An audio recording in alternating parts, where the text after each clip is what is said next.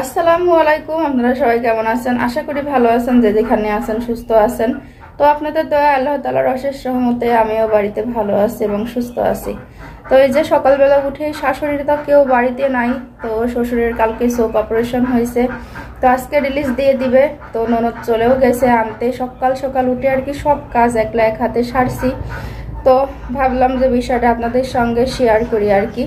মানে সংসারের যতগুলো কাজ সব এক হাতে সেরে ফেলছি। এখন বাজে প্রায় 9টা।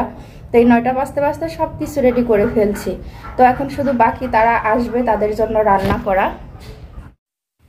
তো যে আপনাদের ভাইয়া হলো বটতলা থেকে এই যে মাছ কিনে নিয়ে আসছে, ছোট ছোট নওলা না কি যেন বলে। তো যাই হোক, এই যে মাছ, আর এখানে ফুলকপি, আর এই যে এখানে আছে হলো মিষ্টি আলু বলেন, রাঙা আলু বলেন, আর আমরা তো বলি মো আলু।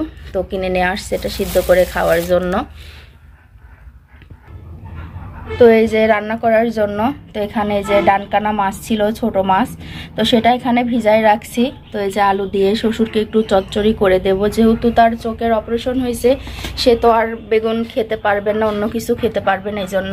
আর এখানে যে সিমটা কেটে রাখছি ভাজি করব, আর এই যে বেগুন আর আলু কেটে রাখছি, ফুলকপিটা নিয়ে আসছে সেটাও এর মধ্যে দিয়ে দেব। আর এই যে এখানে পেঁয়াজ মরিচ কেটে মানে আর কি সব কিছু এখানে রেডি করে রাখছি, শুধু এখন রান্নাটা করব। তো দেখি মাছ কি কি মাছ আনছে। মাছ তো 2 রকমের মাছের মধ্যে আছে, তো বড় বড় বাটা আছে, আর এই যে আছে এই মাছ।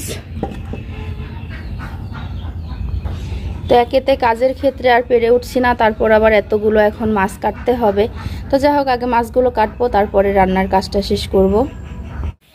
তো এই যে দেখেন, তানভীর কিন্তু সকালে গিয়েছিল হলো দাদা আনতে, তো এই মাত্র নিয়ে আসলো। আর এই যে রাত্রে ওর বাবা হইলো হরলিক্স আর দুধ নিয়ে আসছিল, তো বিস্কুট দিয়ে খাওয়ার জন্য রাখছিল। ও হলো জানেই না।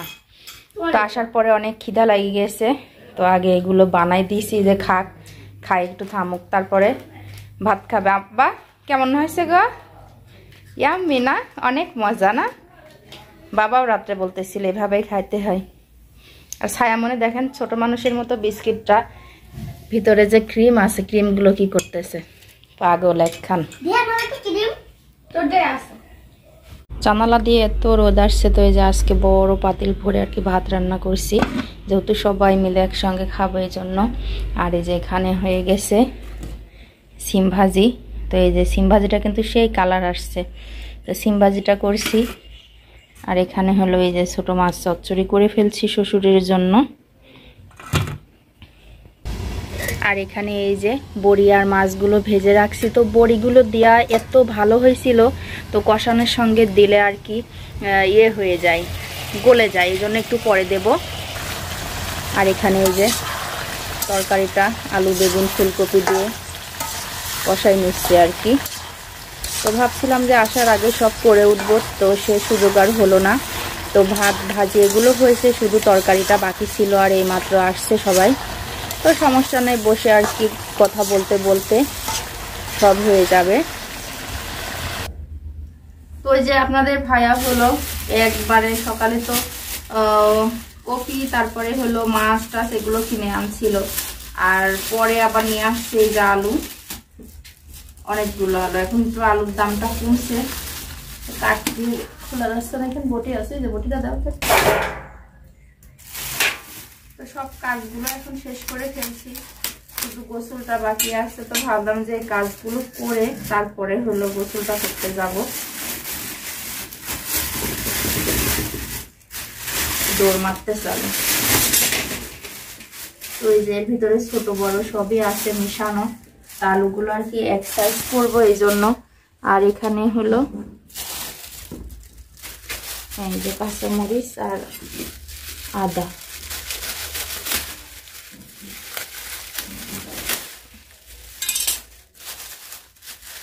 ও যেটা কেনে আমাকে কিন্তু বলে কেনে না, এর আগেও আমি আজকে যা যা আদা কিনে ফ্রিজে রাখছি, যেহেতু রোজার মাস আসতেছে, আর এখন সব কিছুর দামটা একটু বাড়ির পরে আসে কম কম, এই জন্য কিনে রাখছিলাম।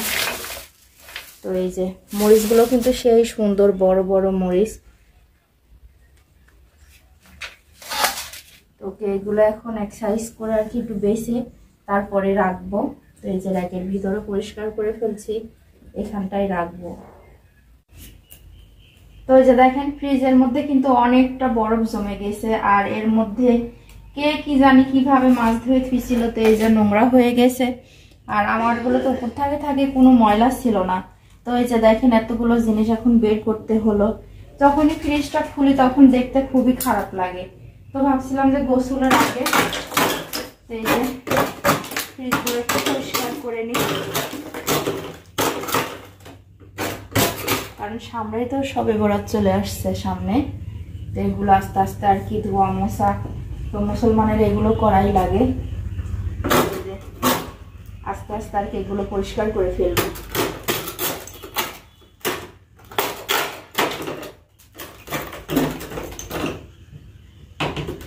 বরফে আটকে গেছে।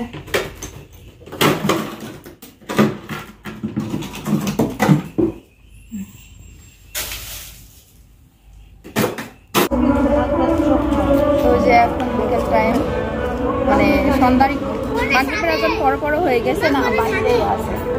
তো হলো যাবো একটু কাপড় চোপড় ওঠাতে, আজকে নিচে কাপড় চোপড় দিয়েছি। তো চলেন যাওয়া যাক। এদিকে আবার হলো জালসা হবে 8 তারিখে, তো আগে থেকে এখানে সব গজল হচ্ছে। তো আসো যাই, শোনা যেতে পারে। ওরে ছাদে যাচ্ছে পানি দেখতে,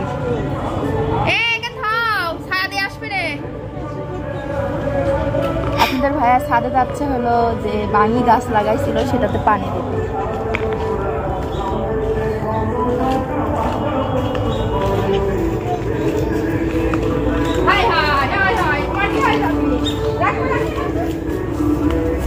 আমার ছেলেটা কিন্তু অনেক কাজের, আমি আস্তে আস্তে সবকিছু করে ফেলি।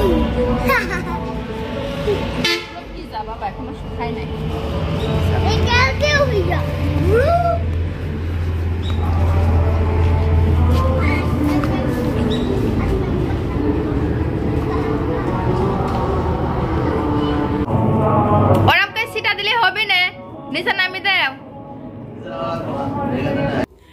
তো এই যে ছায়ামনির হলো কাকি হয়, তো পাশের বাড়ির কাকি, তো প্র্যাকটিক্যাল করে দিছিল ওর ভাইকে, সেই জন্য এই যে এই খোলো।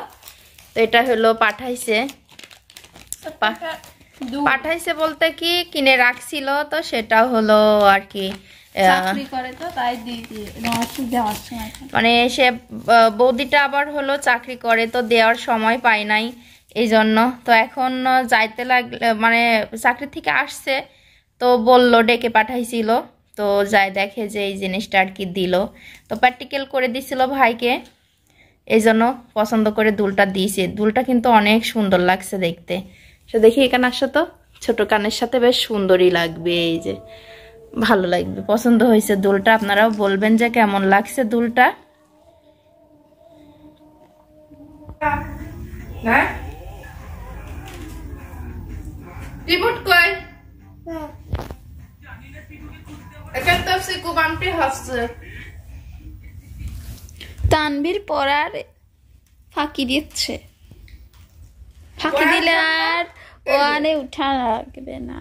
পড়ার জন্য ব্যাগ নিয়ে আসছি, আর বলছে যে একটু রেস্ট, একটু দম নিয়ে নি। আর যখন পড়ানোর কথা বলছি তখন কি বলছে যে খিদা পাইছে একটু খেয়ে নি, নাকি? তাড়াতাড়ি ওঠো।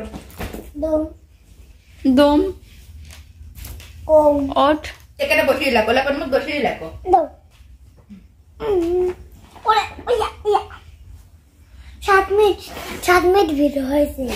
নতুন ব্যাগের চেনটা খেয়ে ফেলছে। দেখে কোন পর্যন্ত আজকে কোন পর্যন্ত দিয়েছে একটু ছড়া পড়ে শোনাও। এই যে ইংলিশ লেখা কভার করে ফেলছে, বাংলা, তারপরে হলো 1 2 একটু কবিতা পড়ে শোনাও। এই যে সুন্দর লেখা লিখে ফেলছে, এবার শুধু বাংলা লেখাটা বাকি আছে। এই যে আমার এই 20 এখানে 21 22 23 নাই কে? 22 23 আটা না, এখানে 31 দিয়ে দিস, কি করবি? যেটা আটাছে সেটাই লিখেছে, কোনো ই নাই। ম্যাডাম যে বলবো এবার। দাও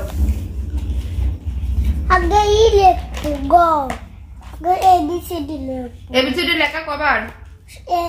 এক দুই একদম হয়ে গেছে, শুধু এই খাতাটাই বাকি আছে। লেখো কি? গ আর ঘ। বার করো। পাল্লা পাইনা না। তো বইটা একটু বের করে দিলে দেখলে একটু সুবিধার হয়, এর জন্য তো বড়টাই বের করে দিই। গ আর ঘ, এই যে এটি গ এটি ঘ।